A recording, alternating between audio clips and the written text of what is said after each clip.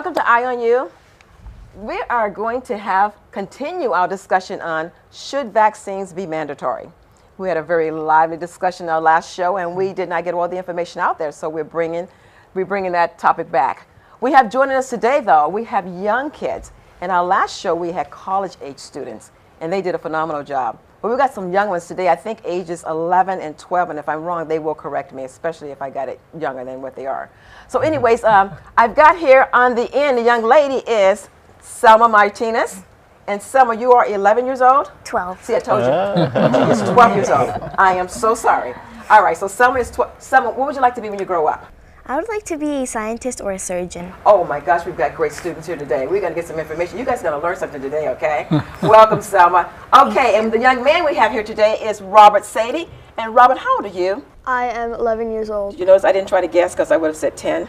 All right, so you're 11 years old. Okay, and what grade are you in? I am in the 6th grade. 6th grade. Wow, and what would you like to be when you grow up? When I grow up, I'd like to be a mathematician. Oh my God, scientist, math, oh my, this is awesome, guys. Dr. Brown, I am going to turn it over to you. You introduce your panel, okay, and we'll get started, okay? Well, thank you very much. First, we'll start here with Mark Vafiadis, and I think he wants to tell us a few things about himself. Yes, I'm chairman of the Republican Party of Los Angeles County, and also my day job, I work for a large healthcare provider as an administrator. Wonderful. And here we have Dr. Renee Dorr. Yes, hi, my name is Dr. Renee Dorr, and I have 2 teenage sons, and I basically, I'm a mother. Well, that qualifies you for our discussion today. Because today we're going to talk about vaccines and should they be mandatory. Yes. And that's especially an important question for our young people. So we're going to start here with Salma, and let's hear your thoughts on requirements for vaccination. I think it should be mandatory because myself, I think that I wouldn't want to be sick, so I would like to get vaccinations more and more because if polio or like another virus or disease comes back, I wouldn't want to get sick. Okay. And Robert, what were your thoughts on? I believe that they should be mandatory because, like Salma said, if the diseases ever come back to America, we'll be ready to fight back against them. Okay, so both young people say yes to vaccines. That's interesting. Well, I wanted to take this opportunity to turn to our audience. We've received a few questions from folks on this issue, and I thought I'd share with you and get your responses. So we heard from Susie from Chino Hills, who is pro-vaccine, and she has a question for our panel. She says, I'm a mom who helps volunteer at my son's school, and my son often has many friends over at our home. I know that at least one of his friends is not vaccinated. I want to respect his parents' choices, but I'm also concerned about the child's safety. Should I consider having a conversation with his friend's parents, or is it just none of my business? So it really raises the question about privacy and individual freedoms versus concerns for public safety. I'm going to turn back to you, Mark. Well, I mean, frankly, I think if her children are vaccinated, she's probably okay. Generally, if you're vaccinated, I think it's in the 90th percentile that you won't get the sickness. So it might be a little out there to not want your kids to deal with kids that aren't vaccinated, or even to have that conversation with the mother. It could get a little touchy. So I would say probably not. Yeah, and well, to phrase it a little differently for you, Selma, would it influence your friendships if you learned that some of your friends chose not to be vaccinated?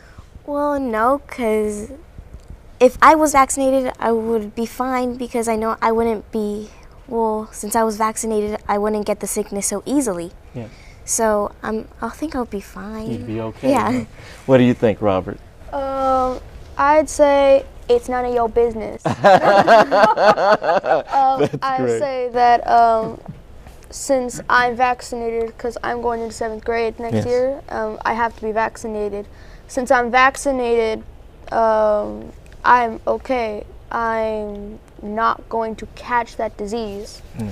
And Dr. Dorr, is it stepping over the line for a parent to approach another parent and say, you know, I'm concerned your child isn't vaccinated? Well, now that it's an issue, now that we hear about it in the news, now we're all going to talk about it. So, of course, she wants to say something. And I say, go ahead. Go ahead and say something. You are concerned. She has every right. But the other mother, on the other hand, also has her rights why she's going for the con side. And that issue should be between a well-informed doctor, somebody open-minded, and the patient. Okay? Yeah. That's. I'm just wondering if it would cause some kind of, problems in the friendship, or. It's okay. As Robert said, work mind it your own out. business. Well, we've got another viewer here, Lupe, who's in the 7th grade, in fact, and she's from Corona, and she says she's neutral on vaccines. She's neither for or against vaccination being required. And her question for our panel is, my mom and dad vaccinated me and my sister, but are worried that the drug companies only want to vaccinate people now because it makes them money. Should the drug companies not be allowed to profit off vaccines? If it's mandatory, should they then be free? Well, we have among the best healthcare and drugs in the world, and it's because there's a profit motive. If there's no incentive for drug companies to make money, why would they bother coming up with these great drugs and great immunizations? There'd be no incentive to do so if they weren't going to make a profit. So we would have worse healthcare, we would have fewer drugs fighting disease, we would have fewer vaccinations. So, and again, when the government makes it mandatory, it's not because the drug companies are saying, hey, we've got this great new drug, we want to make money, you guys should make it mandatory. It's because there's a need out there, and the government is actually asking the drug companies to develop these things for profit so that we can protect the citizens. Doctor, do you believe Lupe should be concerned that drug companies are just seeking profit? Okay, that's a tough one. If they don't make a profit, how much work and time are they going to spend? How much energy are they going to spend making this product? We are Americans, and it's all about the profit. So I would say, yes, make your profit. This is who we are as an American. Okay. Well, that sounds good. I'm not going to ask the kids because you're not going to have to pay either way. I think you're okay. But we're going to skip down to another question here from Jonathan in Pasadena. He's also neutral on the question of vaccines. And for him, the question is the issue of mandatory vaccination something for the federal government to take the lead on? Or should state and local governments make their own decisions with whether or not to vaccinate their kids? And I'm going to turn to you, Robert, because I know you've done some research on this issue. Well, vaccinations do help people because it prevents diseases. So, to me, vaccinations should be able to prevent, and vaccination should be mandatory in the United States. Throughout the nation. And I know you've got a bit of data here on what's happened over the years. What's happened with diseases over the years because of vaccinations? Well, in the early 1900s, there were many diseases that were contagious, such as the measles.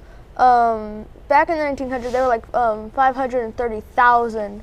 And now there, in the 2010, there are 61 cases because it was contagious back in the 1900s, but due to vaccinations, it has dumbed down. Yes, so we have far fewer cases. People are prevented from most of the cases. Oh, that sounds good. But unlike the pertussis, back then it was only 200,000.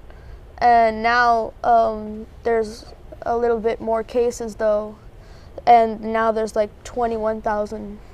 Okay. And we need more vaccinations for the pertussis. We need to have been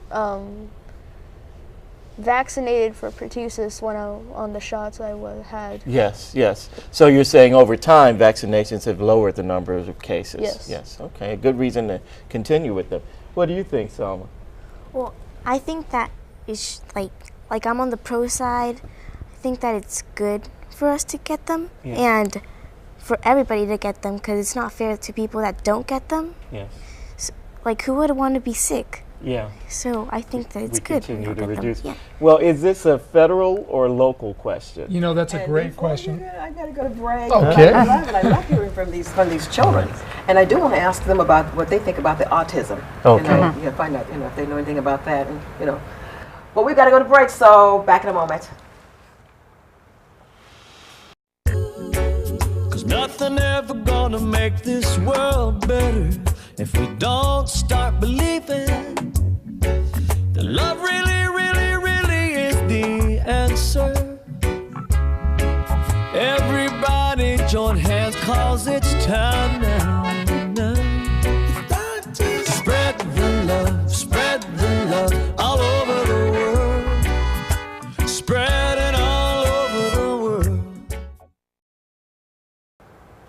Welcome back to Eye on You. I'm your host, Tina Hunt, and I am enjoying hearing from the 11 and 12-year-old today about whether or not they think vaccines should be mandatory. Great information coming from our future scientists and what was it you wanted to be? A mathematician. A mathematician. All right, so welcome back. And Dr. Brown, take it away. Thank you. Well, we were just speaking with Mark, and I'm going to go back to Jonathan out of Pasadena's question and get it back to you. He wants to know, is the issue of mandatory vaccination something for the federal government to take the lead on, or should state and local governments make their own decisions about whether or not to vaccinate their kids? That's a fantastic question, and I'm kind of on both sides of that. To me, it's always best the smallest, the government closest to the people is always best. They know what's best for the people. And secondly, the federal government really should only be doing things that are allowed by the Constitution, via the Constitution. And there isn't anything in the Constitution saying that the federal government should be able to mandate vaccines. However, illnesses are something that cross state lines, so that if one state mandates it and another doesn't, well, then you still have a problem. So bottom line is, I don't really know yet the answer in my own mind on that one. And Dr. Dorr, should the government just stay out of this? What do you think? Yeah, I think they should. Yeah, things that happen on a local level, the government knows what the people want, and let the people vote. Let it be up to the people. No, I don't think the government should be. Oh, should be in the vaccination business at all? Huh? No, I don't think so. Okay, No. well, that sounds fair.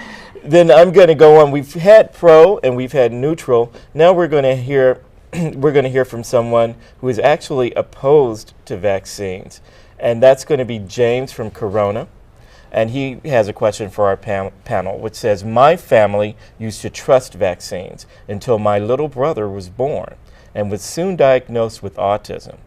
Should vaccines be optional until more studies are able to conclusively prove that there is no link between getting vaccinated and having autism? And we'll start with you, Dr. Dorr.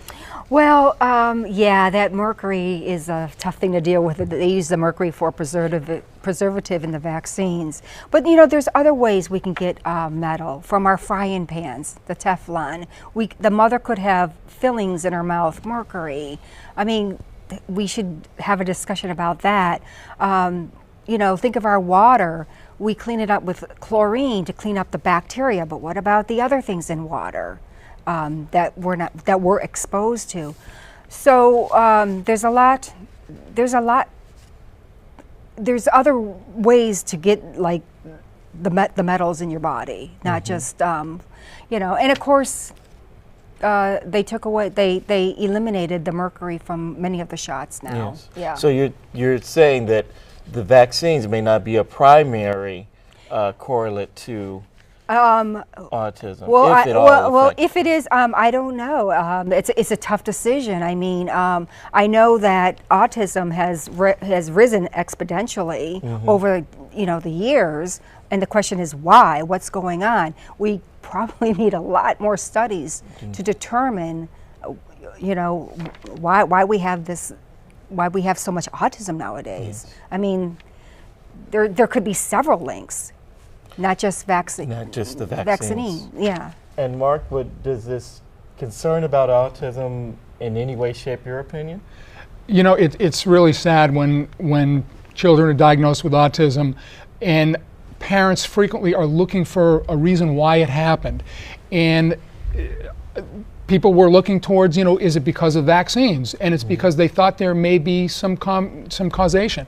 They maybe had a vaccine, and then shortly thereafter, their child may have come down with autism. But there has been absolutely no proof, there's been no causation relating vaccines to autism. As a matter of fact, we mentioned this earlier, there was a study Dr. Wakefield did in 1998, which was totally debunked. It was only following 12 children. He was paid by law firms who wanted to sue the drug companies. So he was basically paid to make to manipulate the data to make it look like there was causation, but there wasn't. It's been totally debunked. He lost his medical license, so there is no causation. Vaccines are really a modern miracle. You know, we've had millions and millions of people dying over the years because of diseases that now no longer exist because of vaccines. Yeah. Well, Robert helped us learn that today, that's for sure. We've got another question, and it's from a youth, Chris, who's a college sophomore out of Pomona. He's also anti-vaccine, so I wanted to give us an opportunity to hear from someone on that side of the fence. And he asks, why are some vaccines mandatory, like those for measles and polio, while others are optional, like those for the flu? Why would some be required and some not under this question? And Selma, I'm going to turn to you if you don't mind. You've mentioned having the vaccines, and we've talked about childhood diseases, but what about something like the flu? Well, the flu is, well, I've catched it before. You've had the flu? Yeah, and I got a vaccination for it, and it cured me, so you don't want to be sick, like I said before. So I think people, like, who would like to be sick? Yeah, who would like that? And I think you should get all of the vaccinations you want because, you know, you can't be sick. Even though the vaccinations hurt, I cry sometimes, then you just have to get them. It's a part of your body. Like, you want to be healthy. Okay, yeah. It's part of just health maintenance. What do you think, Robert? Well, I think that... Are flu shots comparable to vaccinations for things like mumps, measles, and chickenpox? Should we just all get that as a matter of course? Well, like Salma said, you need to be healthy, and they are dangerous diseases. If you catch one, you have like the side effect of death. You have bad side effects. Yes. And the diseases, they're not good for you. So that's why we have vaccinations to prevent death. Yes. People want to make things right. Yes. That's what America is known for, the land of the free. Okay. And Dr. Dorr, many of the other childhood diseases, let's call them, we've already said aren't typically deadly diseases, but we certainly hear of deaths related to the flu. Is the flu shot in any way in your mind as needed or necessary as the vaccinations we've been discussing? If you're talking about the influenza flu, yes. Okay, oh yes, I would definitely, that should be mandatory. Are those in the same category even? Well, the thing about influenza, several people died of that back in the 1900s. I mean, that was a deadly disease. But now when we have the measles, rubella, and those types of diseases, you get a fever, you get a rash, you rest, you take your fluids, you put your lotion on, and basically you're done. Yeah. And then you build up your immunity, and you have your natural immunity towards those drugs. Yeah. So I would think the flu vaccine. Oh yes. Is something that we need to. I think so. Yeah. I think Mark Christopher, our viewer from Pomona, who's anti-vaccine, is really on your slippery slope, because what he's getting at is if we make childhood disease vaccines required, then why would we not go forward and require flu vaccinations, and who knows what from there? Right, and maybe the flu vaccine isn't a good example because that can be a deadly disease. I mean, especially with the elderly. If they catch the flu, their chances of dying are a lot higher than obviously if a young, strong child gets it. But there is a slippery slope there. Who decides which are the inoculations that the population should get and which are not so dangerous? We have to kind of work that out. We don't want to be the boy that cried wolf and have every disease one that needs inoculation. But at the same time, those dangerous diseases, we need to vaccinate the population. Yeah. Well, you know, before I said I had all my childhood shots and never got any of those diseases, I've never had a flu shot, and I've never had the flu.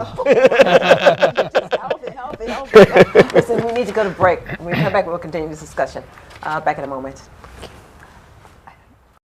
A little voice came on the phone. He said, Daddy, when you come home. He said the first thing that came to his mind. I'm already there. I'm already there. Take a look around. Oh, I'm already there. Being there. Pass it on. Welcome back to Eye on You. I'm your host, Tina Hunt, and we're having a lively discussion today on should vaccines be mandatory. And it's been great hearing from our youth at the table today. I'm still on the fence, though, so I need to hear a little bit more. So I'm going to throw it back to you, Dr. Brown. Convince me, guys, one way or the other. All right. Well, thank you. Actually, we've got one more question, I think, that might help us get to the heart of that. And that comes from a young high school student, Brandon, from Downey. And he says so many studies, as we've pointed out, have been done by our government, and they all show that there's not enough evidence to say that vaccines cause autism or other diseases. Why is it that there are still so many people who are so suspicious of vaccines? And I think that kind of gets to the heart of it, of the matter.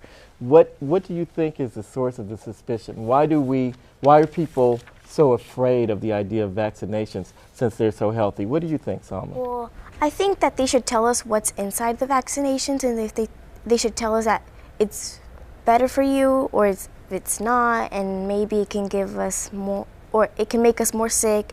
And I think they should tell us what is inside the vaccination. So you think more information would help calm the fears? Huh? Yeah. And Robert, what do you think? Why do you think people are so afraid of a vaccine? Well, like Salma said, we need more information because like ingredients such as aluminum are bad in big doses, but in small doses they're fine. Like babies with breast milk and infant milk. There's more vaccines in there than there are. There's more aluminum in them than there are in vaccines. Mm-hmm. So it's better. Yeah. And Dr. Dorr, what do you think fuels the suspicion? Okay, the media. Oh. Yeah, I mean, everywhere we go, it's we hear it on the radio, and if you listen to one radio station, they're pro, yes, and they're strong, and their voices are powerful, and then we lean towards that. But you get on the internet, and there's a lot of cons out there. You have to study the con. Like for example, when RetaShield was on the shelves, and yes, we were using it, everything was great. 9 months later, they pull it off the shelves. Well, that's scary. Yes. I mean, everyone's scared of this. Like, well, what if the vaccine I'm using now is going to be pulled off the shelf pretty soon? Yes. I mean, it's just scary, yeah, and I think people are scared. Okay. Okay. And what do you think fuels the suspicions? And is suspicion a healthy thing, Mark? Suspicion is a healthy thing. I think though, what fuels the suspicion in this case is that frequently people get vaccinations for their children, and then their children get sick. Mm-hmm. But if they hadn't got the vaccination, they probably would have gotten sick anyway. So they're always looking to blame something for what happened. But there's no causation. They may have also seen that their child was drinking Coca-Cola and then got sick, but does that mean that the Coca-Cola caused the sickness? Mm-hmm. There's no causation. I don't think so. Okay. Well, we've had a lot of discussion today. I want to hear where everyone lands. Are you for, against, or neutral? Has anything here influenced your opinion, Salma? Well, I was for before, yeah, and now I think I'm on the neutral side. Oh, really? What put you on the neutral side? Well, because I also want to know more information of the vaccinations. I want to know what's going inside me. You want to know what? I think you convinced yourself on that one. Was it something we said? And Robert, where would you put yourself? I'm still on the 4 side because it's good for you. It makes you healthier. So I'm still on the 4 side. Haven't changed my mind about it, I think. If you don't mind, I'd ask you, doctor, if you met with a client and he or she was debating on vaccinating their child or themselves, what would you say? You know, I would think that since the majority of the people are being immunized, well, then that few who are not, well, they're going to be protected by that community they're going to be immune. The herd immunity will take place. Yes. So if somebody didn't want to be vaccinated, it's their choice. It truly, truly is. Yeah, and they'd probably be okay. Yes, yes. And Mark, where does it leave you today? Well, I think that immunization through vaccination is really kind of a miracle that we have that technology. Over the years, millions and millions of people have died from diseases that now have been eradicated because of that. We mentioned different diseases in the past. Another example, the Asian flu in the 50s started ramping up. Many people were dying from that. We had the technology, we developed immunization, and we were able to eradicate that. 70,000 people died in the United States before that happened. It would have been a lot more had we not eradicated that disease through vaccinations. And if we didn't keep up with vaccinations, that's an interesting point. Could we possibly see a rise to those kinds of numbers again? Yeah, we do have to keep up with the vaccinations. We truly do. Especially now, our world is getting smaller and smaller. You know, with our travel, we do have to keep up. Yeah, we need to know what's going on here. But then it's still, should it be mandatory? You know, we always have to get back to that question, requiring us to come in and have a vaccination. Do you want your teacher to tell you, you must go get vaccinated, Salma? No. But if she scares you. So you don't know how you feel about the mandatory part of it all, huh? Yeah, because that last question got me thinking about the information. We want more. Yeah. I'm going to ask you, Doctor, where do you stand now? I know you came in. I stand I came in firmly in the middle, Tina, and I'm staying there. I love it because you know what? I'm with you. I wanted to go one side or the other, and for a while during the discussion, I was leaning for, but now I've got to process all the information. So give me some time. You know, we'll have to do another show. Okay. All right, and then maybe then I will have decided exactly where I am. But I love the information that both these young people gave out. Let's give them a little hand. Right Thank here. you so Great much. job. Thank you. Good Wonderful, job. wonderful job. Great having you guys. I think that's all the time we have for this show. So until next time, we'll see you. Bye.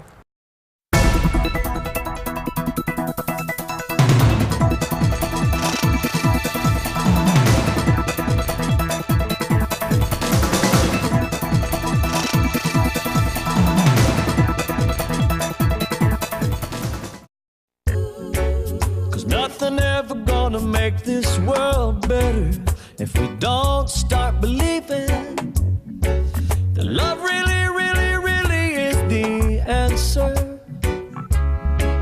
Everybody join hands, 'cause it's time now. Spread the love all over the world.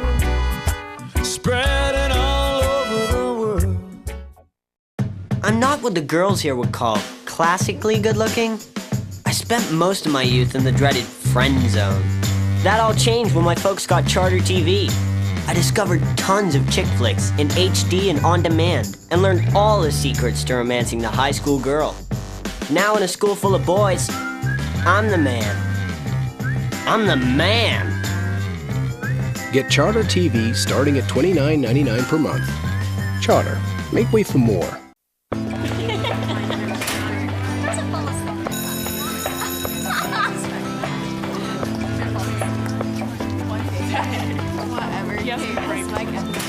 No way. Hi. Hi. Shine, come on and let it shine. Hi.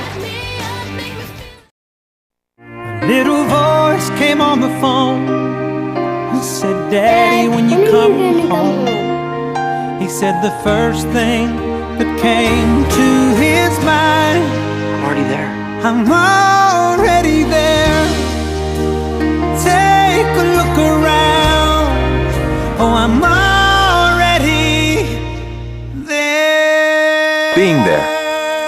Pass it on.